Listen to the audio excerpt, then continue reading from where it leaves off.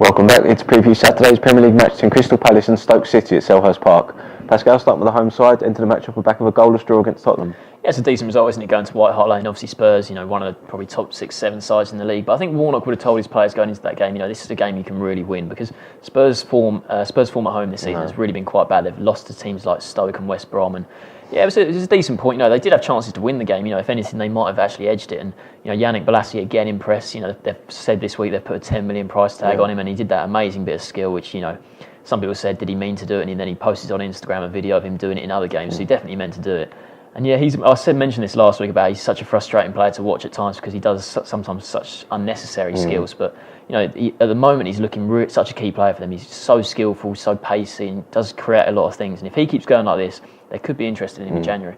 So I mentioned the Spurs game. It was a positive result, wasn't it? But they've actually only won one of their last 9, and it's sort of no one's really mentioned them as being a team that's really struggling. But when you look at their form, 1 win from 9 is not great. They're only, I think, they're 1 point off the relegation zone, which is, if results go against them this weekend, quite easily find themselves in the bottom 3. And the squad is not the biggest, isn't it? I mean, they've not had a lot of injuries, which I think is a main thing. Only Mariappa, I think, injured at the moment. So Warnock hasn't really got that excuse that we're struggling with injuries.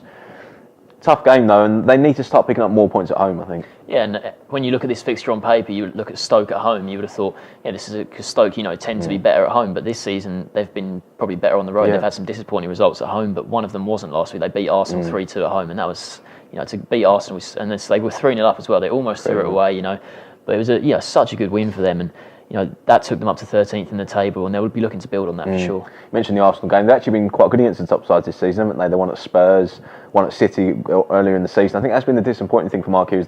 When they won at City earlier in the season, next game out, I can't remember who it was against, but they lost or they drew, which was disappointing. They need to build on those results. They played United the game before Arsenal and lost 2-1. Sorry, probably should have scored late. Well, they should have scored late on. Juven had that chance, didn't he? And Arnautovic, I think it was, at the end. So they've been good against the top sides. It's these type of games, though, is going to determine whether they finish in the top half or whether they finish, 12th, 13th, which would be a disappointment, I think. Yeah, you mentioned that Palace, they haven't really had any injury problems, but Stoke have, especially going forward. Odin, Wingy, Moses, Arnautovic are probably all missing this one. And, that's where Bojan, he's come to the fore a bit, hasn't he? Because he had that great pre-season and everyone was talking about what a signing he could be, given his history, Barcelona and Milan and stuff, Roma, sorry.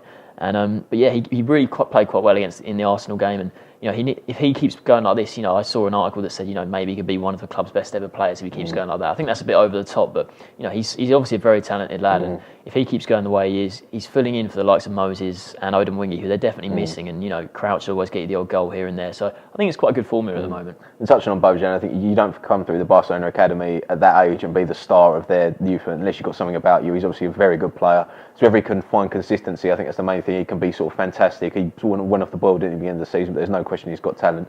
You backing him to impress in this game? What's your score prediction? Yeah, I mean, it'll be quite interesting. Obviously, Bojan and Bolasie, 2 really informed players, they could shine. But yeah, I think it's quite a tight game. It's really hard to pick a winner here. I'm going to go for 1-1 draw. 1-1 draw. I'm going to go, it'll be a draw as well. I'm just going to go 2-2, though. I think there'll be goals.